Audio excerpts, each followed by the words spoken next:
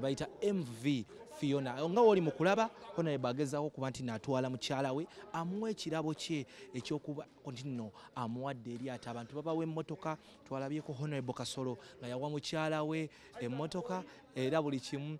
Ndowooza oli mu kulaba bulungi nnyo, abantu bonna basanyufu okuba nti no Honorable leero yamwesitulidde okuba nti nno amwewera ekirabo kya MV Fiona. Eryato livugiddwa okuva ku nnyanja Nalubaale okuleetebwa wano ku Serena, era nga oli mu kulaba agezaako kutambula ali mulage omukyala omugole Fiona agenda tubulya engeri gyawuliramu up to speed. Omuyimbi Bekuli agenda okuba nti n'oyo omukwaba bagenda okusanyusa asina eka n'abantu ab'enjawulo. So olunaku olwaleero lwa ssanyu nga Honorable Mbidde Mukasa alaga mwana munne Love okuba nti nagenze wali eri Munyonyo ku Uganda Matters nasobola okuba nti nno amusiba empeta yennyini n'ebyenda nebikola ki nebimwetokota. Eryato lyolengera wali eri lyeryato omukulu lyasobodde okuba nti no amutonera.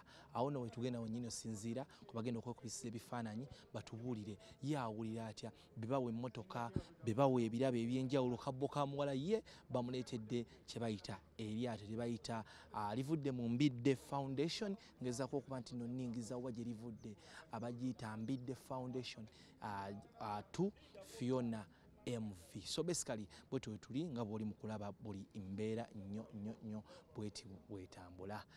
Abantu Honorable Kasolo nalabako gwe wagaba Range Rover yali mpya ne number plate mmyufu naye omukulu yali etya. In fact waliko Dr. Aisha yali personalized number plate. Ebirabo bino musinziira ku kikwafa abaana tubawa buswiti n'ogamba omwana weebereremu. Abakyala bano ba mugaso nnyo gye tuli. Era ky'oba olaba abakyala baffe tubayita ba maama kubanga abazadde bwe tuva ku bbeeri y'abamaama ate tudda kuli abakyala baffe. Tuliki abakyala batukolera omulimu gw'amaanyi nnyo okutuwa amagezi, okutulabirira. Naffe twetaaga obbalaga omukwano ate n'okusiima ebyo bye bakola. Omukyala bw'abanga takulabidde bulungi tosobola kukola mirimu bulungi ekitambula bulungi.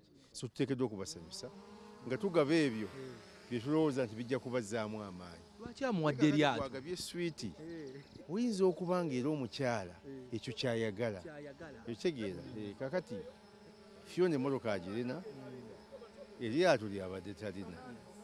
Kakati ne bakyala baffe omukyala omuwa ekyo kyolaba kyabadde takirina ate ng'akyagala kamuwa eryato n'ebirala bijja. Tulinze kwogerako n'abagole naye nga wenda bagambye nno tuli ku Serena Hotel Ekigo tugenda okuba nno tusinziira. Njagala kwogerako n'abamu ku bantu abakutte omukolo guno okuba nti nno buli kimu kitambula bulungi. Nja kusaba kamera nga bwetotinga nga bwotulaga abagole ki kye bakola mu mbeera bwetyo. Honorable nsanyusa okulabako Abannayuganda akusoose okulaba omulundi ogusooka nsaba omubuuzeeko naye mungi. Nze Engineer Sewava guno omukolo ekisooka gubadde ogutugasse obanga tulina speaker tuli naye ate nga ye muteesiteesi almost tulina Nakawuki we bali awo ate guno omukolo noboolaba bye twambadde na yero ku luno buliko sirabyeko bya bufuzi busoose obutambalangako ku kitayi ya yero era kayero nkalaba akano kayero kalaga nti omugole ayengedde bulungi bintu kyonna kiri mulaala. Bagenda twebaza Katonda nti eyongedde okuggulawo generation eddako naddala wano mu bukulembeze. Tuli mu kweteekateeka mbaga nnungi. Twagala okwebaza chairman waffe Kirumira yabadde omuteesiteesi waffe omukulu. Twebaza abakulu Isaac Semanya babaddeko mu Amerika abantu boolabye batambuddeko ensi bamuvawala. Honorable Minister Kasolo ate yakoze omulimu gw'amaanyi kubanga ekisooka atulaze omukwano ogw'enjawulo nti yasoose okutulaga nti abantu basobola okukuuma emikwano paka era obadde ogoberera. So tubeegomba nnyo naffe ng'abavubuka. Ekyokubiri President yatukubiriza tuwase ekikulu ekyo. President yatukubiriza era ebintu ebiri mu manifesto yaffe engeri yokka gisobola okukuumamu eggwanga lino olina omubeezi. Era njala okukubiriza abavubuka eyabali abavubuka abali eyo abatannaba kuwasa nti essaawa eno tufune ababeezi tweteeketeeke bulungi kubanga amaka bwe gabamu omukyala ate oba osobola okukola bulungi n'emirimu egy'eggwanga toba nakuwankawanka. Amuwadde eryato lowooza lwaki amuwadde eryato nga wooli mu bbalaba wali? Eryato eryo lirina sigino kubanga liraga nti ekisooka n'obufumbo bulimu amayengo.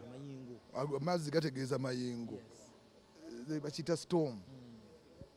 Amayengo kitegeeza nti obufumbo waliwo bajja okutuuka empewo ekole ki? Embuyaga ejje storm. Si embuyaga. Eryato litegeeza storm. Nti embuyaga era bw'ogenda obbeetegerezawo nga bamaze oddituulako abe tugenda okulaba. Akabonero akagenda okusooka nti bayinza okuba baakasimbulako bwe bati. Embuyaga nejja. Naye obufumbo bwe buli muyinza okuba ne bomwamu akawukana wano bwe muti mu mbaga mukyusiza olugwe. Embuyaga isobola okujja n'eyuuyamu awo naye terigaana lyato kuddamu kutereera. So akabonero awo takina kukakulu. Kasinga zino kasinzeemu ne ku birala kawukanye kubanga kalagira ddala nti obufumbo bizinesi eno ey'obufumbo erimu omuyaga ate mungi. Tubanga twayogera ku muyaga gw'obufuzi guli naye ate guno ogw'obufumbo obasibirira ntanda ki nga ggwe hono? Katonda. Buli kizibu kyonna Katonda. Emikwano era njagala buli mukwano gwa Hon Mbidde kati asirike taddamu kwogera ku mukyala wa Hon Mbidde. Ekyo kyawedde. Buli mukwano gwe naasirike taddamu kumwogerako. Ekyokubiri okuwaŋŋana ekitiibwa. Ekyokusatu love is patience. Gumiikiriza. Corinthians kitabo ekya Bible kya Corinthians kigamba love gumiikiriza, love kwesigaŋŋana, love kwagalana, love terimba, love does not lie. That is in the book of Corinthians. Love does not lie, love does not keep wrongs. Love does not keep wrongs, and as the protocol of this function, ndi mu kwetegereza okulaba nti ebintu bitambula bulungi. Abantu batuwadde batuyambye ate tukimanyi nti ne president agenda kuweereza message ye ku mukolo guno.